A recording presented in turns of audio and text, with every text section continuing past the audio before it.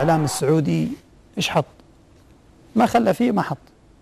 رغم من ماجد عبد الله يعني سوى أشياء للكرة السعودية ما حد يسويها. ما لحقنا على بطولات. أنا وكواحد ما لحقت على بطولات ولا شفت إنجازات ولا شفت بطولات إلا في عهد ماجد عبد الله كبداية تأسيس الكرة السعودية. فوق هذا لما تجي ماجد تشوفه كيف يتعامل بكل رق وبكل احترام بكل أدب، يعني هذا كتصرفات ماجد. لكن داخل الملعب أنا كنت ألعب مع ماجد، كنت أمرر التمريرة يقول يا الله شوف كيف هذا مرر، ما يدرون أن 50% من تمريرته هي تحرك ماجد اللي أوحى لك وسواه. تمريرة منتخب الكويت غير أنه صانع لعب، غير أنه يساعدك، غير أنه في لك تمريرة منتخب الكويت منتخب السعودية خليجي 86 3-1 الكويت فازوا اللي سجل منها ماجد عبد الله. يعني أنت جبتها عشان كنا مهزومين. لا كانت تمريرة من أفضل التمريرات لك. أعتقد عدل كابتن فهد ولا؟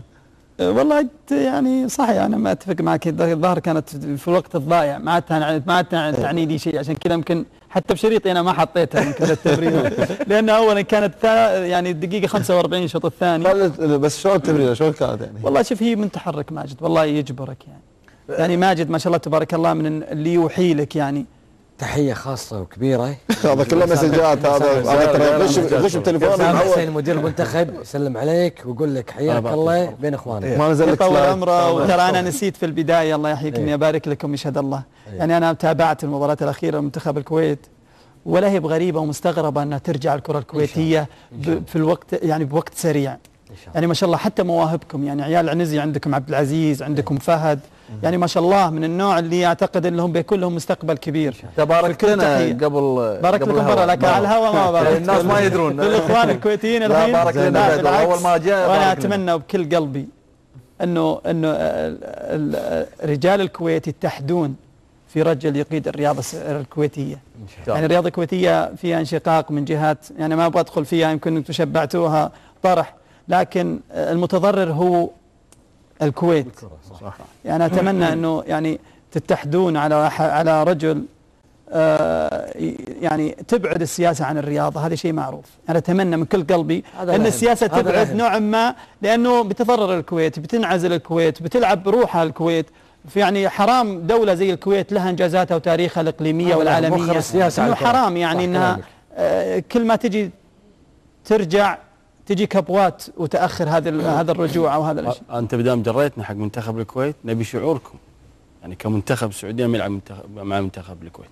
شعورك أنت كلاعب. شعور سابق ولا شعور الآن؟ لا سابق. مع احترامي الآن أي نادي سعودي يروح يمكن يفوز على لا سابق. لكن سابق احنا يتكلمون عندنا بالسعودية وهذه نقطة تحضيركم حق قبل المباراة. هذه نقطة دخلتوا فيها ولا في مرة الإعلام السعودي ناقشها. كانوا يقولون لك الآن احنا ما علينا، عندنا اساطير، عندنا افضل اللعيبه وتعالوا ارقام وانجازات. هم كانوا يتكلمون كذا بكل امانه. اعلامنا ولا مره جاء قال في السابق كان مقعد واحد يروح كاس العالم.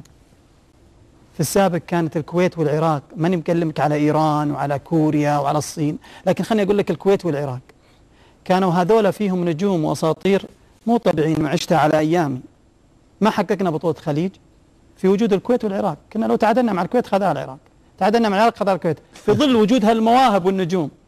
كاس العالم كان ما يروح لا مقعد واحد، بعدين مقعد ونص، بعدين مقعدين. الآن وصل ماني قايل لك مواهب واختفاء الكويت والعراق وبعض المنتخبات، صاروا يقولون لك لا المنتخب السعودي راح 5 مرات، انت المفروض تروح 6 و7 في ظل هالفرص اللي وصلت إلى 5 مقاعد. فاحنا لما نتكلم على انجازات والله ماجد ما جاب دورة الخليج مو تقليل فيه، كانت في مواهب سابق. يمكن هذه النقطة ما حد يتكلم عنها ولا حد يدري عنها. لا هذه النقطة في نقطة خلاف صارت بين أحد الأخوة المشاهدين فهد، أنت يمكن ما تابعت الحلقة، مع لاعب دولي سابق عندنا اسمه محمد كرم، أكيد تعرفه. أي نعم. هو شو يقول محمد كرم؟ قالها على الهواء طبعا، قال المنتخب السعودي السابق أيامكم هو المفروض اللي كان يوصل كأس العالم، مو المنتخب. اي بس ما كانت فيه فرص بالضبط. رفع عليه هذه النقطة. يقول احنا وصلنا العام او السنوات الماضية وصلنا في ظل وجود منتخبات اقوى وكبيرة لكن يعني وجهه نظري المنتخب السعودي السابق اقوى من الحالي. السابق كانت مواهب صراحه يعني في الدول الخليج وفي كل سبقونا حتى في تحقيق البطولات ومنتخبات عريقه. يعني كان الاول يعني لما ننزل نشوف نجوم الكويت الواحد بين الشوطين تلقاه يتنافض ولا نجوم العراق، يعني كانوا مواهب صدق.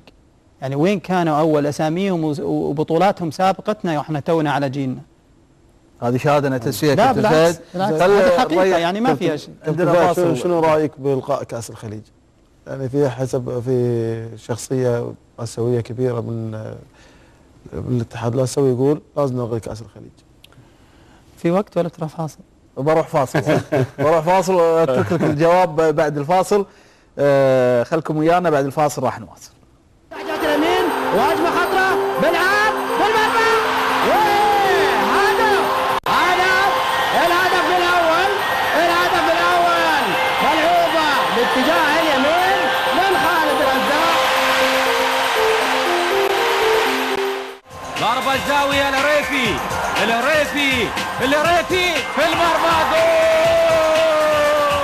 حاول حصله فهد يعدي فهد وهجمة خطرة طويل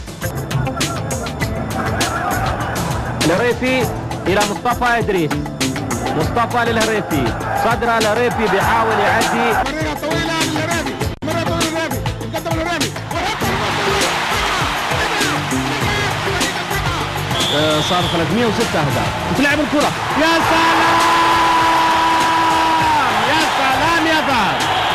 سلام يا فهد الهريفي. لسه كرة مع ناصر وقدام الجول الله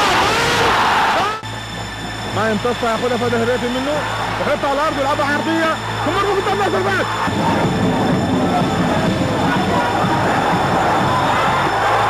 داخل 18